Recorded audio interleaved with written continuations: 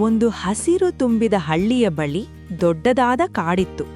ಆ ಹಳ್ಳಿಯಲ್ಲಿ ನಿಧಿ ಮತ್ತು ಚಿನ್ನು ಎಂಬ ಅಣ್ಣ ತಂಗಿ ವಾಸಿಸುತ್ತಿದ್ದರು. ಅವರಿಬ್ಬರಿಗೂ ಪ್ರಾಣಿಗಳೆಂದರೆ ತುಂಬಾ ಇಷ್ಟ.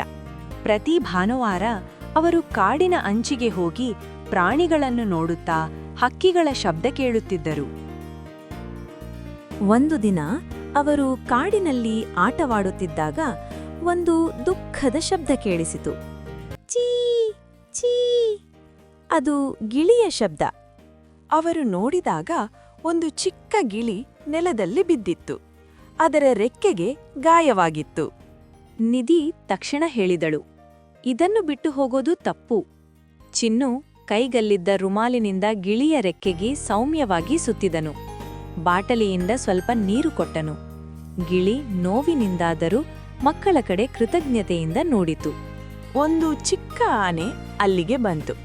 ಅದರ ಹಿಂದೆ ಒಂದು ಕೋತಿ ಮತ್ತು ಒಂದು ಜಿಂಕೆ. ಮಕ್ಕಳು ಸ್ವಲ್ಪ ಹೆದರಿದ್ರು.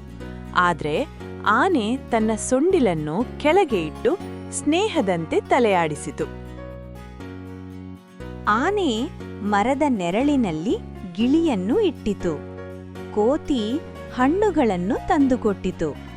ಜಿಂಕೆ ಮೃದುವಾದ ಎಲೆಗಳನ್ನು ತಂದುಕೊಟ್ಟಿತು. ಮಕ್ಕಳಿಗೆ ಆಶ್ಚರ್ಯವಾಯಿತು.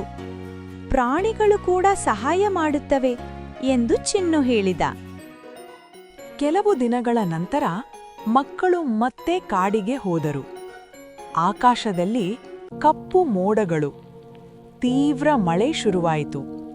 ಕಾಡಿನ ದಾರಿಗಳು ನೀರಿನಿಂದ ತುಂಬಿದವು. ಮಕ್ಕಳು ದಾರಿ ತಪ್ಪಿದರು.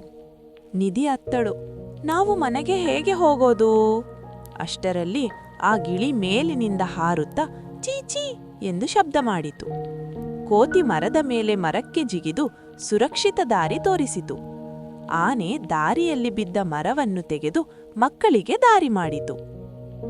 ಜಿಂಕೆ ಮುಂದೆ ಓಡಿ ಸುರಕ್ಷಿತ ನೆಲ ತೋರಿಸಿತು. ಮಕ್ಕಳು ಕೊನೆಗೆ ಹಳ್ಳಿಗೆ ತಲುಪಿದರು. ಅವರು ಸಂತೋಷದಿಂದ ನಕ್ಕರು. ಪ್ರಾಣಿಗಳು ದೂರದಿಂದ ನೋಡುತ್ತಾ ಸಂತೋಷದಿಂದ ಕಣ್ಮಿಟುಕಿಸಿದಂತೆ ಕಂಡವು. ನಾವು ಮಾಡಿದ ಒಳ್ಳೆಯ ಕೆಲಸ ಯಾವತ್ತೂ ವ್ಯರ್ಥವಾಗುವುದಿಲ್ಲ.